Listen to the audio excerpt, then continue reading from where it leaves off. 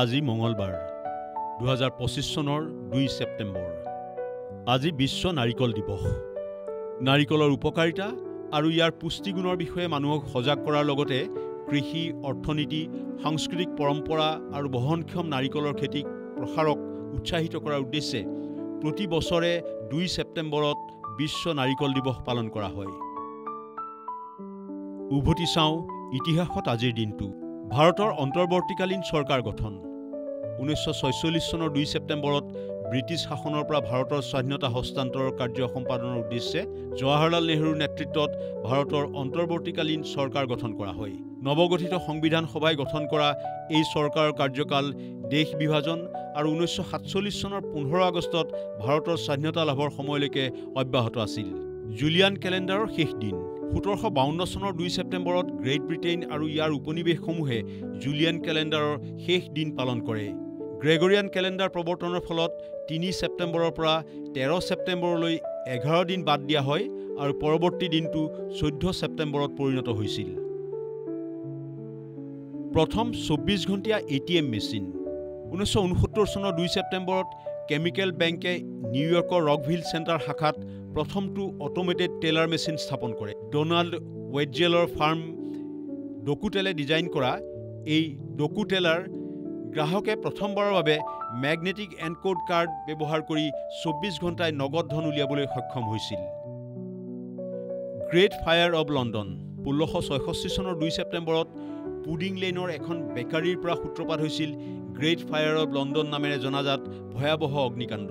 4 দিন ধৰি অব্যাহত এই অগ্নিকাণ্ডই প্ৰায় 13,000 ঘৰ, 84টা গীৰ্জাৰ লগতে পুৰণি ছেইণ্ট পল কেথেড্ৰেল আৰু ঐতিহাসিক লণ্ডন ব্ৰিজৰো বহু অংশ ধ্বংস কৰে।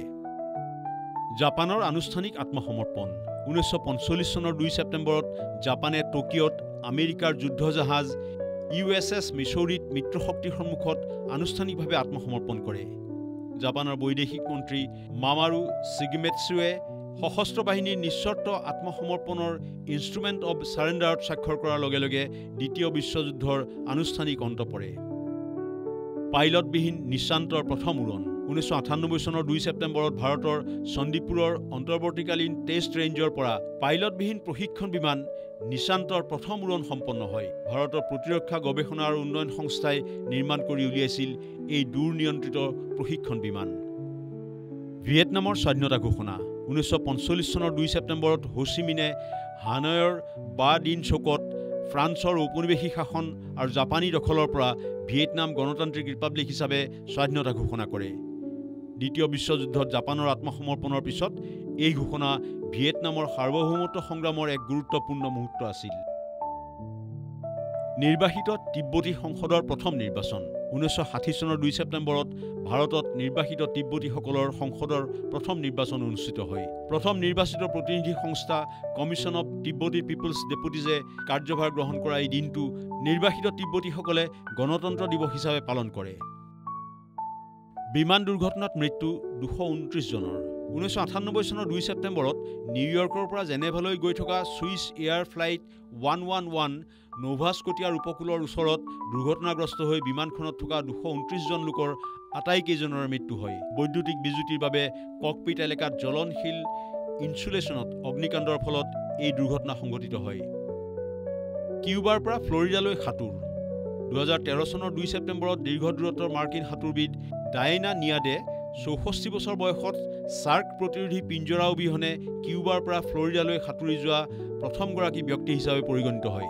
53 ঘণ্টাৰো কম সময়ৰ ভিতৰতে তেওঁ সাঁতুৰি অতিক্ৰম কৰিছিল 110.86 মাইল। জন্ম আৰু মৃত্যু। এণ্ড্ৰিয় গ্ৰোভৰ জন্মদিন। 1936 চনৰ 2 ছেপ্টেম্বৰত হাংগেৰীৰ বুদাপেষ্টত জন্ম হৈছিল ইণ্টেলৰ প্ৰথমগৰাকী চিফ অপাৰেটিং অফিচাৰ আৰু তৃতীয় CEO হিচাপে কোম্পানীটোক বিশ্বৰ সৰ্ববৃহৎ ছেমিকণ্ডাক্টৰ কোম্পানীলৈ ৰূপান্তৰিত কৰা ছেমিকণ্ডাক্টৰ উদ্যোগৰ পথ প্ৰদৰ্শকগৰাকীৰ প্ৰকৃত নাম গ্ৰফ আন্দ্ৰাজ ইষ্টভান।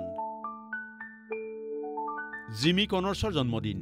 1952 চনৰ 2 ছেপ্টেম্বৰত ইলিয়নৰ ইষ্ট ছেণ্ট লুইছত জন্ম হৈছিল 5 বাৰ US অ'পেন, 2 বাৰ উইম্বলডন আৰু এবাৰ অষ্ট্ৰেলিয়ান অ'পেন টেনিছ প্ৰতিযোগিতাৰ চেম্পিয়ন, একালৰ বিশ্বৰ শীৰ্ষক্ৰমৰ পেছাদাৰী টেনিছ খেলুৱৈজনৰ। পিয়েৰ ডি কোবাৰ্টিনৰ মৃত্যু 1937 চনৰ 2 ছেপ্টেম্বৰ 74 বছৰ বয়সত ছুইজাৰলেণ্ডৰ জেনেভাত মৃত্যু হৈছিল আন্তঃৰাষ্ট্ৰীয় অলিম্পিক কমিটিৰ সহ-প্ৰতিষ্ঠাপক আৰু ইয়াৰ দ্বিতীয়গৰাকী অধ্যক্ষ হিচাপে কাৰ্যনিৰ্বাহ কৰা আধুনিক অলিম্পিকৰ পিতৃ হিচাপে অভিহিত ফৰাচী শিক্ষাবিদ আৰু ইতিহাসবিদগৰাকীৰ। হো চি মিনৰ মৃত্যু 1969 চনৰ 2 ছেপ্টেম্বৰত 79 বছৰ বয়সত উত্তৰ ভিয়েটনামৰ হানয়ত মৃত্যু হৈছিল আংকল হো নামেৰে জনাজাত ভিয়েটনাম গণতান্ত্ৰিক গণৰাজ্যৰ প্ৰতিষ্ঠাপক, প্ৰথম ৰাষ্ট্ৰপতি আৰু পিছত প্ৰথম প্ৰধানমন্ত্ৰী হিচাপে কাৰ্যনিৰ্বাহ কৰা বিদ্ৰোহী ৰাজনীতিবিদজনৰ। ইনফৰমেশ্যন ডেস্ক, দেশ টুডে।